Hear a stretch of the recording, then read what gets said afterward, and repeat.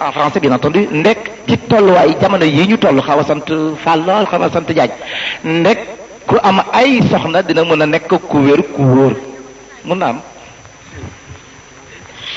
Il demande s'il est possible à un polygame d'être équitable entre ses femmes. Il est bien possible, mais remarquez que tout d'abord, la polygamie n'est pas obligatoire, n'est pas imposée par l'islam. L'islam n'a fait que tolérer. Et c'était dans une société très différente, foncièrement différente de la nôtre. Et que c'est laissé à la discrétion de l'individu. Seulement, il y a des conditions. Il faut que l'homme soit à même de remplir ces conditions, c'est-à-dire la ration alimentaire, le logement, et puis l'habillement, l'honneur et la présence. La présence dit beaucoup de choses. La présence de l'individu, c'est-à-dire de l'homme. La présence de l'homme et tout ce que ça entraîne. Ça peut entraîner dans l'esprit des gens. Mais avec cela aussi, si l'homme remplit toutes ces conditions, mais craint de ne pouvoir être équitable, il lui est interdit d'être polygame.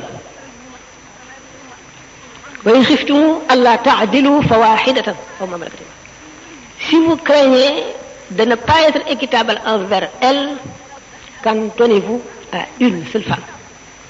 C'est le Coran. Mais l'islam, toujours dans sa lucidité, envisage tous les cas. Il est pénétré de cette réalité que les hommes ne sont pas égaux. Les situations et les cas.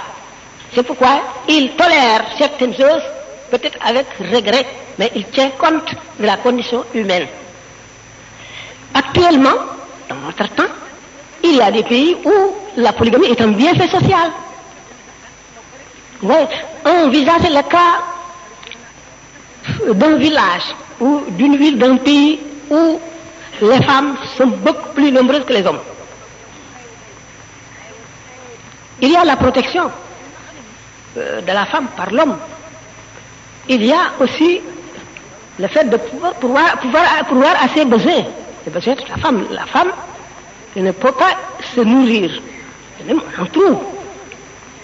Dans certaines localités, dans la brousse, on en trouve. Ces femmes souffrent de ne pas être épousées. Donc, c'est un bienfait social que de les épouser.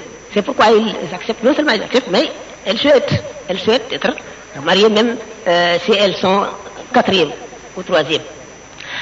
Donc, on a tenu compte de la nécessité et puis de plusieurs cas. C'est pourquoi l'islam laisse